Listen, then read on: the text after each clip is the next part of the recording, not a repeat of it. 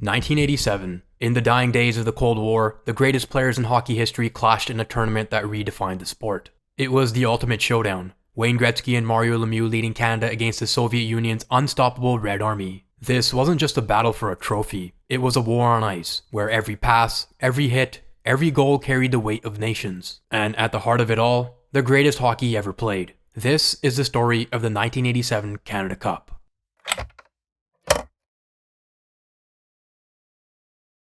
"I think we should wait until '89, said Wayne Gretzky in February of '87. Originally, this tournament was scheduled for 1988, but was moved up a year because of the '88 Olympics in Calgary. Gretzky's Oilers were perennial contenders. Every year they played deep into the spring, and there was real concern that Gretzky would skip this tournament to rest. Remember, these players had to cut their summers early to report to camp, and they weren't really paid. The prize money went to the players' pension fund. Camps were long and grueling. In fact, Canada played a total of 8 exhibition games before the round robin even began. It's ridiculous to play hockey until June 1st, then all of a sudden think of the Canada Cup, said Gretzky. Peter Pocklington, all-time Oilers villain, responded, "The only way he won't be playing hockey is if he's killed in a bus accident." Glenn Sather, president, GM, coach of the Oilers, echoed Gretzky's sentiment.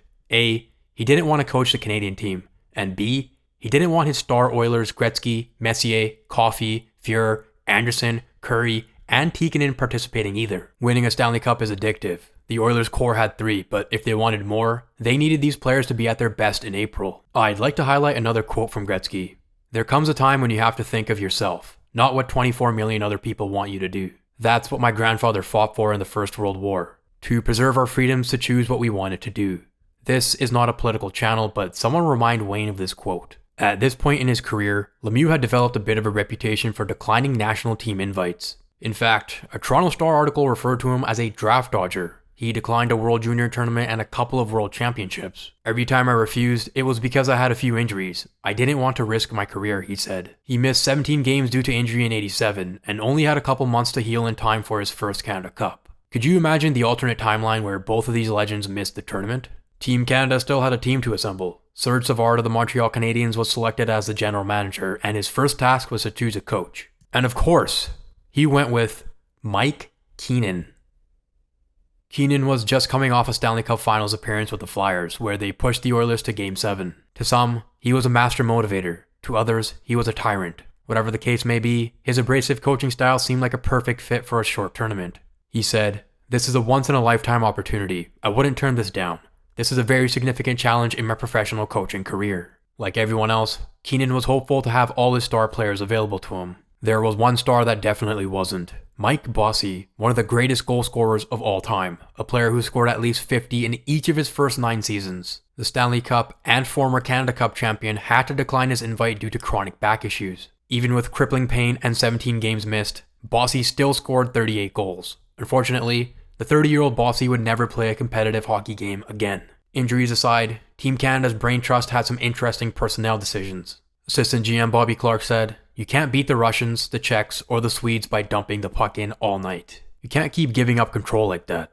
Canada needed to find a way to match the skill of the European teams, but also maintain their tough, physical identity. Keenan loved his grinders. He saw them as equally important as the skilled guys. When the preliminary roster was announced, Keenan said, "The general managers have done a good job selecting types of players with a balance of finesse, speed, and grinders. We have players who can contest the puck in critical areas in front of the net and in the corners." Eventually, when the dust settled, Gretzky declared that he was going to play. Mario Lemieux, Glenn Anderson, Mark Messier, Dale Hawerchuk, Ray Bourque, Paul Coffey, and Larry Murphy headlined the skilled portion of the team. This team oozed so much skill that Steve Yzerman didn't make the cut. Rick Tocchet, Brent Sutter, and Claude Lemieux headlined the grinders. They were expected to wear down their European counterparts. I'm not as talented as most of the guys here, but a team like this needs the right chemistry. We saw what John Tonelli did for Team Canada in 1984 with his aggressive play. I think, for guys like myself, Tonelli paved the way. When people talk about the '87 Cup, it's usually about Gretzky and Lemieux, but these guys were the unsung heroes of the tournament. In net, Grant Fuhrer and Ron Hextall were expected to share the crease, but Keenan ended up riding Fuhrer for all 9 games. On paper, this is one of the greatest teams ever assembled, but there was a force waiting for them on the other side. A Soviet squad, led by the mighty KLM line. There was uncertainty back home. Was this going to be their last time sending their best team? If it was, they were preparing to go out with a bang. Before we get into some game action, if you're enjoying this video so far, please subscribe. I'm trying to hit 25,000 in 2025, and I can do it with your help. Thank you. This tournament didn't get off to the start that Canada was hoping for. In the first game against the Czechs, it was one of their grinders that opened their scoring. Rick Tocchet, assists to Gretzky and Brian Propp. Early in the third period, Gretzky got his second assist of the game as Paul Coffey buries his rebound. This goal gave Canada a 4-3 lead, but a late marker from the Czechs made it 4-4. Canada was unable to get a fifth past Dominik Hasek, and this game ended in a tie. The Czechs were a good team, but this result was unacceptable for the Canadians. We played nowhere as good as we could have, and that cost us the game, said Paul Coffey. That team sat back and waited for us to make mistakes, and then they put the puck in the net. The Czechs stunned the Canadians, but what was more surprising was the turnout in Calgary. Only half of the arena was full to support a team with 12 future Hall of Famers. Not a good look for Alan Eagleson, the tournament organizer. 2 nights later in Hamilton, the Canadian team was looking to bounce back against the Finns. Dale Hawerchuk got Canada onto the board 3 minutes into the game, and Rick Tocchet gave Canada a 2-0 lead less than 5 minutes into the first. The Canadians didn't look back in this one and won 4-1. Prior to the game, Mike Keenan wanted to see more discipline and structure from his side, and he got it. Kevin Dineen, who scored a goal and an assist in the game, stated, "We tried to concentrate on team defense. We were picking up our checks, taking the third man coming into our zone when they carried the puck in. We didn't want to give them as many chances as we gave the Czechs. I thought we had a strong game." Next up was the United States. Now, Canada had defeated the US 4 times in exhibition play, but nobody was expecting an easy matchup. US goalie John Van Beesbroek said, "It comes down to what you do in the tournament, not what you do in the exhibition games." The US had won both their opening matches and promised to be a tough opponent for Canada. This was a nasty and physical game that featured plenty of borderline criminal acts. Halfway through the first, Pat LaFontaine gave the Americans a 1-0 lead. Canadian fans were on edge at the intermission. Could the US really pull off the upset? Was their crash and bang style going to work against the Canadians? Of course not. Canada had Mario Lemieux, who introduced himself to the score sheet not once, not twice, but 3 times, scoring a natural hat trick. 2 of Lemieux's goals were power play markers assisted by Wayne Gretzky, and Canada went on to win 3-2. "It was a great game by Mario," said Mike Keenan. "He certainly was motivated tonight. There was a lot of criticism of Mario not being motivated, but he was determined tonight." Next up were the Swedes, who pushed Team Canada to the brink. Gretzky got his first of the tournament less than 2 minutes into the first, but the Swedes answered back with 2 of their own. First, it was Bent Gustafsson, and then it was Lars Pettersson. Mario Lemieux replied with less than 2 minutes left in the first, ensuring a tie heading into the intermission. In the second, Mike Gartner gave Canada a 3-2 lead, but just 49 seconds later, the Swedes tied it again. The Swedes just wouldn't go away. This was like a tennis match, 3-3 heading into the third. But just like the game against the US, Canada's star power dragged them to victory. Early in the third, Gretzky carried the puck into the Swedish zone, stick handled around a defender, faked a slap shot, and found Mario Lemieux for the eventual game winner. Lemieux later said, "I knew before the play that he saw me. He made a great play, but he's always great with the puck. He sees everybody around the net and everybody on the ice. You have a chance to score goals every time you're on the ice with him." This was a vital victory. It kept Canada top of the group standings. In second place were the Soviets, Canada's final round-robin opponent. I won't spend too much time discussing this 3-3 tie, because we'll be spending all of part 3 talking about the Soviets, but I'd be remiss not to mention the fact that Canada had 5 power plays in this game. The Soviets? 0. This was the same ref from the Soviets' upset loss to Sweden. After that game, the Soviet assistant coach suggested that the ref had been tired. After the Canada game, he said, "I take it back. He isn't tired.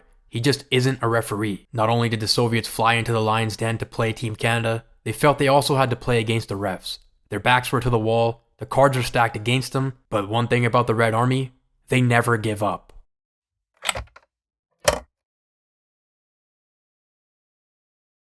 Hold on. Before the final, Canada still had to get through the Czechs, who gave them all they could handle, taking a 2-0 lead at the first intermission, but Canada superstars came through in the second period. First, it was Dale Hawerchuk, who flew in from the right side and blasted a slap shot, which took a deflection past Hasek. The Czech lead was cut in half. Just 42 seconds later, Mario Lemieux scored this beauty, taking his time to rifle one past Hasek. "When I saw Mario go in, I knew he was going upstairs," said Dale Hawerchuk. Lemieux was inevitable this tournament. He gave the Canadians a lead on the power play, and they never looked back, winning 5-3. Gretzky recorded 2 assists in this game and moved into sole position for most points heading into the final with 12. Next up, a 3-game series with the Soviets. When I say this was the greatest hockey tournament ever played, I mean it. In Game 1, a Mike Gartner slapshot put the Canadians up 1-0 in just the second minute of the game. However, the lead didn't last long, and Canada's weak special teams put them in a deep hole. First, it was a Kasatanov power play goal. Then it was Vladimir Krutov, member of the famed KLM line, giving the Soviets the lead, again on the power play. Canada looked to close out the first with a power play marker of their own, but instead gave up a shorty to Sergei Makarov, 3-1 Soviets after 1. In the second period, things went from bad to worse for Canada. Just 2 minutes in, Valery Kamensky gave the Soviets a commanding 3-goal lead. This is a shot that Fuhrer would definitely like back. Mike Keenan decided to leave Fuhrer in the crease, hoping for a Canadian comeback. With less than a minute remaining in the second, Canada needed a power play goal. They had to build some confidence heading into the third, and their big guns stepped up. Ray Bourque fired one home, assist to Gretzky and Lemieux, 4-2. The Canadians came out flying in the final frame. Just 95 seconds in, Doug Gilmour put them within 1. There was still a lot of work to do. Canada pushed, and finally with 5:21 remaining, Glenn Anderson tied it up. Canada had all the momentum, and they went for the jugular. Bourque fired one from the point, and Gretzky was in the right place at the right time, firing the rebound past Milnikov. 5-4 Canada. Now, all they had to do was reel it in, but just 32 seconds later, Andrei Homatov tied it up at 5. Two of the greatest teams ever assembled. Evenly matched, this game was destined for overtime. Just over 5 minutes in, Alexander Semak, who wasn't even supposed to play, finished off a classic Soviet 5-man breakout, putting one past Fuhrer and going bar down. The Soviets stunned the Canadian crowd, taking a 1-0 series lead. "It's a tough hockey game to lose," said Keenan. "Coming back from a 3-goal deficit, we probably asked a little too much of ourselves." And he was right. Keenan's Soviet counterpart had some very interesting words.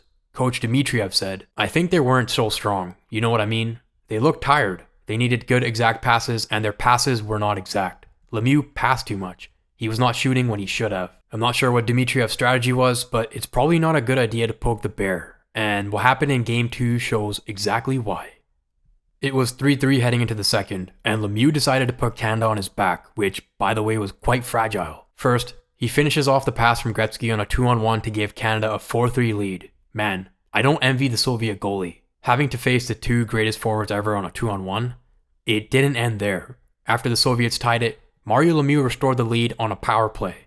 This goal, by the way, resulted in this classic photo. Unfortunately, this tournament, Canada had trouble finishing games off, and Kamensky punished them with just over a minute remaining, tying the game at 5. Overtime again. At the beginning of the tournament, Keenan was against playing Gretzky and Lemieux on the same line. He believed it would be counterproductive, but in Game 2, he changed his tune.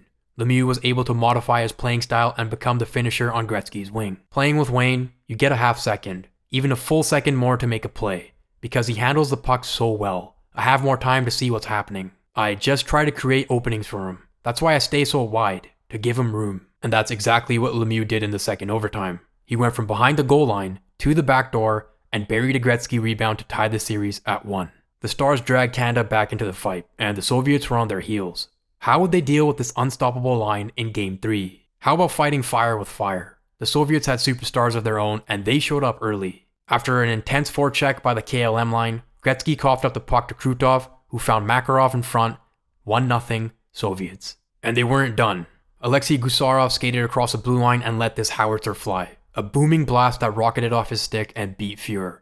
2-0 Soviets. 56 seconds later, Fetisov casually sifts through the Canadian zone and makes a neat move to beat Fuhrer. 3-0 just 8 minutes in, and Canadian fans were worried. Was this going to be like the 1981 final, where the Soviets beat Canada 8-1? Tocchet was meant to be a physical force, but he stepped up offensively in a big way, burying this Larry Murphy rebound to get Canada on the board. 5 minutes later, Tocchet's determination along the boards freed up the puck for Brent Sutter, who found Brian Propp in front of the net for the finish. Homatov scored with a minute remaining, but if it wasn't for Tocchet, Canada would have gone into the first intermission down 4-0.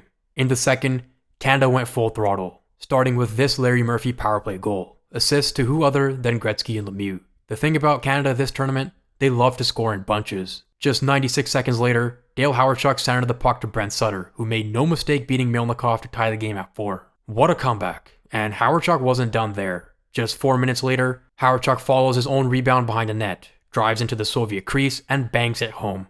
Miraculously, Canada had their first lead, a lead they carried into the third. But Game 1 Soviet hero Alexander Semak tied it up at 5 with just 7:39 remaining. "I've never seen such a game before," said legendary Soviet coach Anatoly Tarasov. It was not only the fact that it lasted 4 hours, but it was exceptionally tense and passionate. And how did this game end? I'll let legendary broadcaster Dan Kelly take it away. Here's Lemieux poking at the center. Lemieux ahead to Gretzky. Has Murphy with him on a 2-on-1 to Lemieux. And on goal. He shoots. He scores! Mario Lemieux! With 1:26 remaining. One of the most iconic goals in international hockey history. Probably the most iconic up to that point, but how did it come to be? First, Lemieux wins a key 50-50 play along the boards, poking the puck past Igor Kravchuk. Gretzky then pounces on the loose puck and heads a rush the other way, alongside Larry Murphy. "I thought he was going to pass the puck to Murphy," said Lemieux. "The other defenseman went for Wayne and that left me free. As I skated in, I saw that the top shelf was open. I was just trying to find a hole."